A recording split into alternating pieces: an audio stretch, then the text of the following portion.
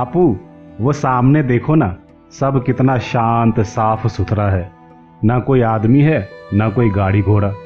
मतलब आदमी लोग नहीं रहेगा तभी दुनिया साफ रहेगी, है ना बापू?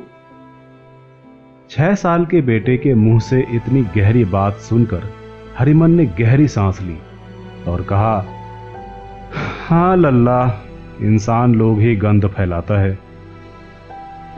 हरिमन लुधियाना की एक प्लाईवुड फैक्ट्री में कटाई का काम करता था। वहीं एक झुग्गी में बीवी चंपा और बेटा लल्ला के साथ रहता था। कुछ दिनों पहले उसकी तबीयत बिगड़ गई थी तो बाबूजी देखने आए हुए थे। इसी बीच लॉकडाउन हो गया। अब लॉकडाउन हुआ तो काम छूट गया। जो थोड़ी बहुत जमा पूंजी थी उससे कुछ दिनों तक काम चलता रहा, लेकिन वो जमा पूंजी भी कब तक चलती। जब भूख से मौत का डर कोरोना से मौत के डर पर हावी होने लगा तो गांव वापस जाने का फैसला किया। अब गाड़ी घोड़ा तो सब बंद थे तो गांव वालों के जत्थे संग पैदल ही निकल पड़ा। अमीर आदमी बीमारी को हराने के लिए घर में बंद रहता है और गरीब आदमी मौत को हराने के लिए सड़कों पर निकल पड़ता है। जत्था गांव की ओर चला जा रहा था। हजारों मील का सफर तय करना था। रास्ते में बीरन, सुमिरन, कृपाल, कई साथियों ने जत्थे और जीवन का साथ छोड़ दिया। पल पल मन विचलित हुआ जाता था। सब के सब जिंदगी पाने के लिए मौत के अनंत सफर पर चले जा रहे थे।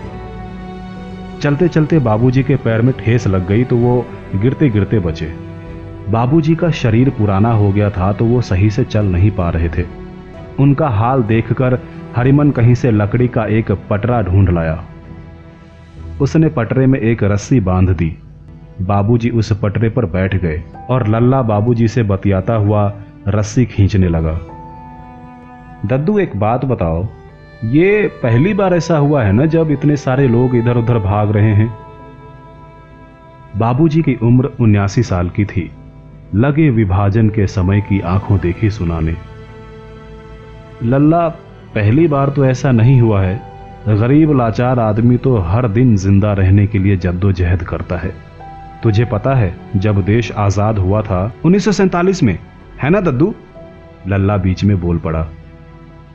चंपा अपने कलेजे के टुकड़े को देख मुस्कुराई और अपने साड़ी के कोने से लल्ला की बहती नाक पोंछ दी। हाँ मेरे लाल, बाबूजी बोले। मैं तब शायद 5 साल का रहा होऊंगा जब विभाजन का वो भयानक मंजर मेरी आंखों के सामने हुआ। पहले विभाजन, उसके बाद मारकाट और फिर पलायन। लल्ला, अभी जो हम इस तरह जा रहे हैं ना, इसे पलायन कहते हैं। उस समय मेरे बाप ने अपने परिवार के साथ पलायन किया था। सीमांत पंजाब से निकलकर हम अपने गांव चले गए थे। रास्ते में दंगा, फसाद, भूख, प्यास, दुर्घटना, इन सब से बचते बचते जब हम गांव पहुंचे तो पिताजी गुजर गए। भूख के मारे उनका शरीर काफी कमजोर हो गया था। मैं कैसे बड़ा हुआ, घर बनाया, संभाला, मुझे भी नहीं पता। उस समय भी वही हालात थे, आज भी वही हालात हैं। सरकारें बदलती रहीं, गरीबी मिटाने के वादे कर हर बार वोट ले गई, लेकिन देश का गरीब जहां कल था आज भी वही है। बाबूजी एक ही सांस में सारी बातें बोल गए। लेकिन इतने लोगों के साथ इतनी दूर जाने में मजा आता होगा, है ना दद्दू? लल्ला बोला। लल्ला, मजा इनके साथ जाने में नहीं आता, इनके दुखों का भागीदार बनने में आता है। अच्छा ही है कि हम ज्यादा पैसे वाले नहीं हैं, वरना हमारे इतने हमदर्द नहीं होते। बाबूजी बोल ही रहे थे कि सू करके एक ट्रक बगल से निकला और बाबूजी और चंपा सहित 8-10 लोगों को कुचलता हुआ निकल गया। लल्ला और हरिमन आंखों में दहशत और आंसू लिए चित्कारे मारकर रो पड़े। भगदड़ मच गई, चीख पुकार मच गई, लेकिन किसी की मदद कोई नहीं कर पाया। सब असहाय जो थे। हरिमन आपे से बाहर हो गया और वहीं जान देने पर तुल गया, लेकिन लल्ला और साथियों ने उसे किसी तरह रोका, समझाया बुझाया। सब बिलखते हुए आगे बढ़े। अब जत्थे में 12-15 लोग बच रहे थे। चलते चलते सुबह से शाम हो गई। रास्ते चलते लोगों ने कुछ खाना दे दिया था। कुछ दूर चलने के बाद जब एक जगह जत्था रुका तो लल्ला और हरिमन वहीं बैठकर खाना खाने लगे। बाकी लोग भी आसपास बैठकर ही खाने लगे। हरिमन खाना खाते हुए कहीं खोया हुआ था। लल्ला पूछ बैठा, क्या सोच रहे हो बापू? कुछ सोचने लायक बचा कहां है रे लल्ला। मैं तो बर्बाद हो गया। मेरा तो अब जीने का मन नहीं करता। मैं तो तुझे बस एक अच्छी जिंदगी देना चाहता था। क्या दिया तुझे? बर्बादी। अब चंपा को क्या मुंह दिखाऊंगा? उससे माफी भी किस मुंह से मांगूंगा रे? माफी भी किस मुंह से मांगूंगा रे? बोलते बोलते हरिमन की आंखों से अश्रुधारा बह चली। उसी मुंह से बापू, जिस मुंह से आप मुझे कहते हो मेरा राजा बेटा, मेरा हीरो। हरिमन के आंसू पोंछता हुआ लल्ला बोला। हरिमन लल्ला को सीने से लगाकर फपक पड़ा। लल्ला अपने नन्हे हाथों से उसके आंसू पोंछता रहा। दिन भर का थका हारा लल्ला थोड़ी देर में वहीं बाप की गोद में सो गया। आखिर दुनिया में कितनी भी मुसीबतें हों, इस समय लल्ला के लिए दुनिया की सबसे सुरक्षित जगह उसके बाप की गोद ही थी। अब थोड़ा अंधेरा घिर आया था। जत्थे ने फैसला किया कि आज की रात यहीं गुजारेंगे। बगल में रेलवे की पटरी और थोड़ी दूर पर फाटक है। हल्की रोशनी रहेगी तो कोई दिक्कत नहीं होगी। बुझावन, दुलार, लालजी, महेंद्र सब लोग आकर आसपास बैठ गए। बीड़ियां जलीं और सब लोग अपना अपना दुखड़ा रोने लगे। महेंद्र बोला, ओ हरिमन भैया, का होगा हमरा हो? पता नहीं महेंद्र भैया, मन तो करता है यहीं जान दे दें। साला हमारी सुनने वाला कोई नहीं है। मेहनत हम करते हैं, मजा कोई दूसरा लोग लूटता है।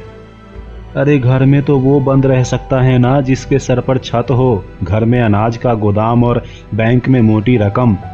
हमारा क्या, हम तो सालों से दिहाड़ी मजदूर हैं। अरे हमारी औकात तो सरकार की नज़र में भी बस एक वोट की ही है, उससे ज़्यादा कुछ नहीं। महेंद्र, सच कह रहा हूं, अगर अभी मौत आ जाए ना तो हंसते हंसते उसके साथ चला जाऊंगा। किसके लिए जीऊंगा? किसके लिए जीऊंगा? किसके लिए? अरे धीरज रखो हरिमन भैया, जत्थे में सारे लोग मरने की ही बात कर रहे हैं, कोई जीना नहीं चाहता। अरे मरना ही था तो इतनी दूर क्यों आए? वहीं रहकर बीमारी और भूख से ना मर लेते। भैया बस एक बार गांव पहुंच गए ना तो सब ठीक हो जाएगा।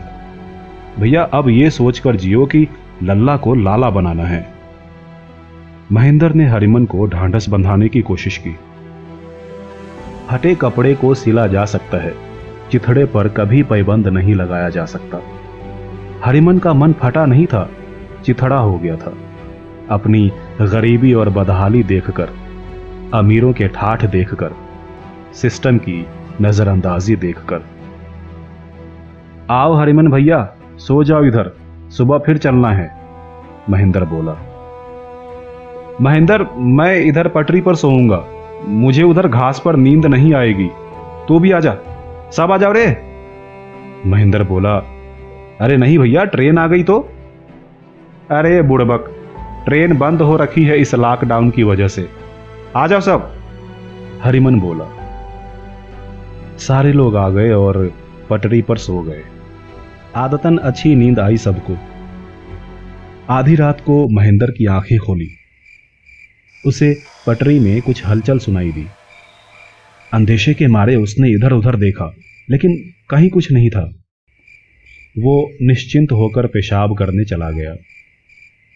अभी 2 मिनट नहीं हुए होंगे कि महेंद्र के कानों में ट्रेन की सीटी की आवाज आई। महेंद्र भागा पटरियों की तरफ तो देखा कि दूसरी ओर से तेज रफ्तार ट्रेन चली आ रही है। महेंद्र चिल्लाया। अरे बुधवन, करीम, रज्जू, दुलार, बुझावन, उठो रे, सबके सब भागो, ट्रेन आ रही है। महेंद्र चिल्लाता रहा, लेकिन कोई ना उठा। सब ऐसे सो रहे थे मानो सोने से पहले सारे घोड़े बेच दिए हों। महेंद्र भागा भागा हरिमन के पास गया और उसके कानों में चिल्लाया, हरिमन भैया उठो, भागो, मौत आ रही है, भागो यहां से।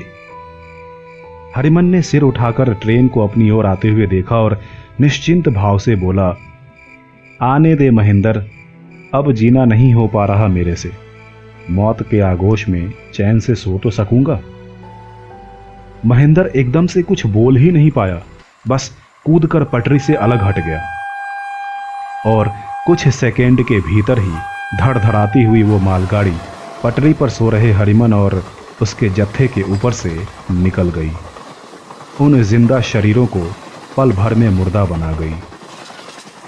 महेंद्र बुत बना बैठा ये सब विभत्स दृश्य देखता रहा और मन ही मन बोला, वाह हरिमन भैया वाह, सबकी जान ले ली और सबको इस कष्ट से मुक्ति भी दिला दी।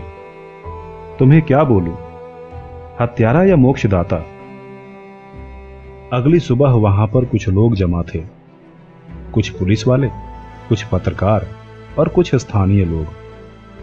पुलिस दुर्घटना के सबूत जुटा रही थी और पत्रकार लोगों से बातें कर रहे थे। लोग कैमरे के सामने कह रहे थे, पटरी पर नहीं सोना चाहिए था, बहुत दुखद हादसा है। इधर महेंद्र को कोई पूछ ही नहीं रहा था, जो इस सामूहिक आत्महत्या का प्रत्यक्षदर्शी था। उसने किसी के हाथ में अखबार देखा जिसमें खबर छपी थी, ट्रेन दुर्घटना में 12 मजदूरों की मौत, सरकार ने किया 2-2 लाख रुपए मुआवजे का ऐलान। अब जत्थे में महेंद्र अकेला बचा था।